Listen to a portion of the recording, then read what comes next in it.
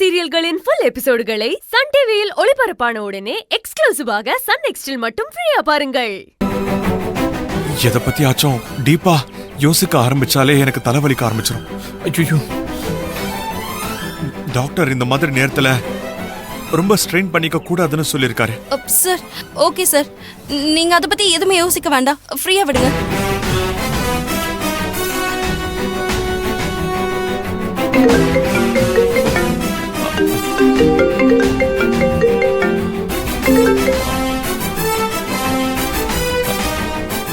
சொல்லு கவி. மகேஷ், நீங்க எங்க இருக்கீங்க? இங்க பக்கத்துல தான் இருக்க. என்னாச்சுன்னு சொல்லு. உங்க அப்பா சித்தப்பாலாம் வீட்டுக்கு வந்திருக்காங்க. எப்போ வந்தாங்க? வந்து ஒரு 20 மினிட்ஸ் ஆயிடுச்சு. உங்களுக்காக தான் வெயிட்டிங். கொஞ்சம் சீக்கிரம் வீட்டுக்கு வரீங்களா? சரி, நான் உடனே கிளம்பி வரேன். அப்பாவும் சித்தப்பாவும் வீட்டுக்கு வந்திருக்காங்களா? நான் கிளம்பட்டுமா? Okay sir. அப்ப நம்ம ஈவினிங் மீட் பண்ணலாம். சரி sir. Okay okay. Bye sir. Okay sir.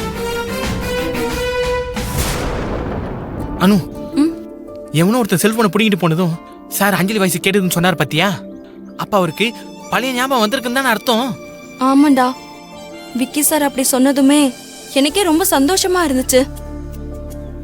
யோசிச்சா அவருக்கு எல்லாமே ஞாபகம் வந்திருக்கும்னு நினைச்சேன். ஆனா அதுக்குள்ள தலைவலிக்குது சொன்னதும் எனக்கு பயம் வந்துருச்சு.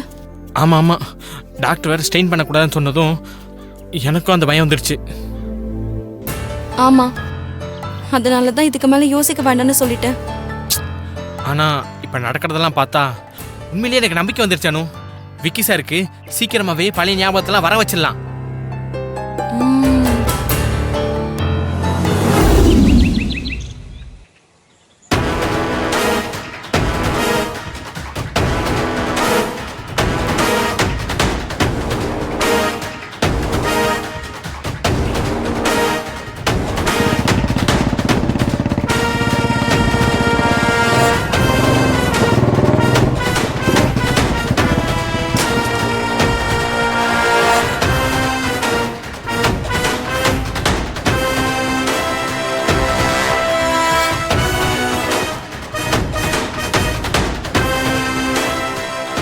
மகேஷ், எங்க போயிருந்தீங்க? வீட்டுக்குள்ளேயே இருந்ததுல போர் அடிச்சது, அதான் கொஞ்சம் வெளியில போயிட்டு வந்தேன். சரி, உள்ள வாங்க. உங்களுக்காக தான் எல்லாரும் வெயிட் பண்ணிட்டு இருக்காங்க. வாங்க, உள்ள வாங்க.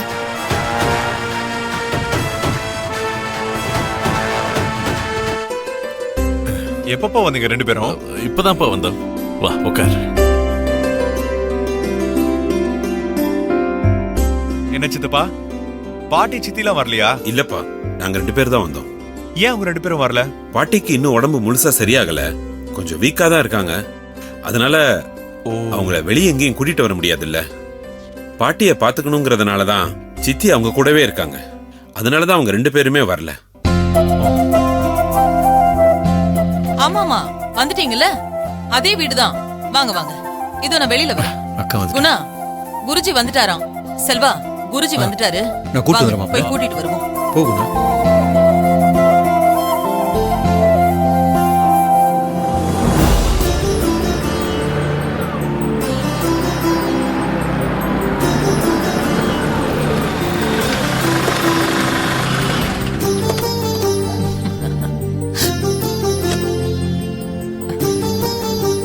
வணக்கம் குருஜி. வாங்க வாங்க வாங்க வாங்க. வணக்கம். வணக்கம். வாங்க, உள்ள வாங்க. அக்கா வாங்க. உள்ள போ.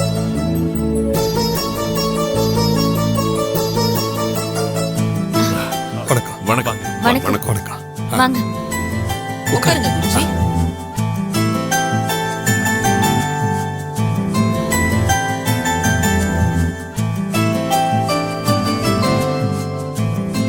குருஜி, இவ என் தம்பி பொண்ணு கவி. வணக்கம் குருஜி. வணக்கம்மா. வணக்கம். இவர்தான் மாப்பிள்ள, பேரு மகேஷ். வணக்கம் தம்பி.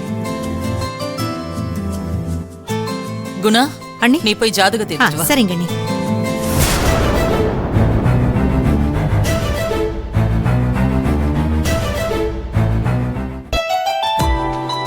இந்தாங்க. குடு. இந்தாங்க. குருஜி, மாப்பிள்ளை பொண்ணோட ஜாதகம் இதுல இருக்கு. 2 பேரோட ஜாதகத்தையும் பார்த்துட்டு அப்படியே நீங்களே ஒரு நல்ல நாள் குறிச்சு கொடுத்துருங்க.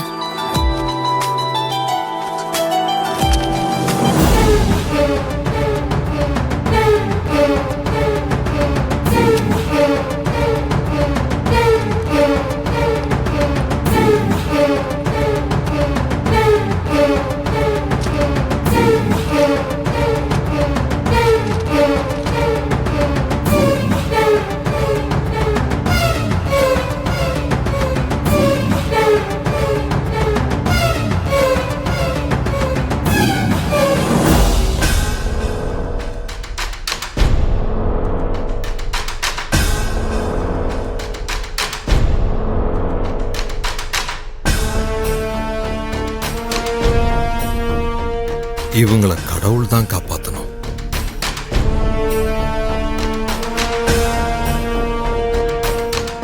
சேரக்கூடாத 2 ஜாதகத்தை சேர்த்தே ஆகணும்னு இந்த அம்மா அடம் பிடிக்குது.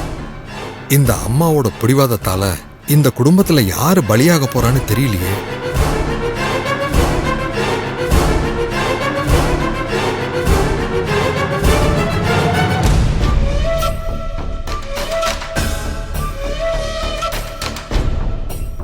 குருஜி ஆ, எப்போ கல்யாணத்தை வச்சுக்கலாம்?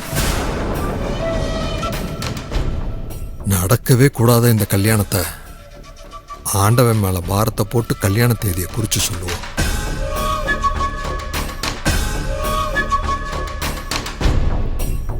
வர்ற ஆவணி 23 வளர்பிறை முகூர்த்தம். அன்னைக்கே கல்யாணத்தை வச்சுக்கலாம். ஆ.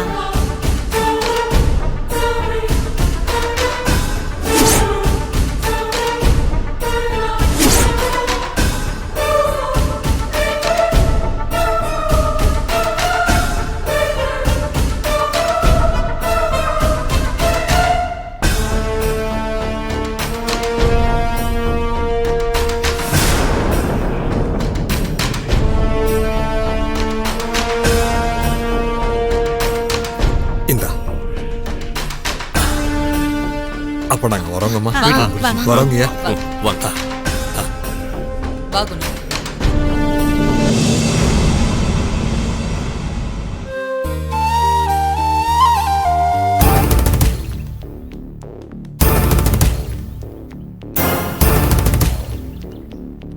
தீதும் நன்றும் பிறர் தர வாரா. நீங்க என்ன சாமி சொல்றீங்க?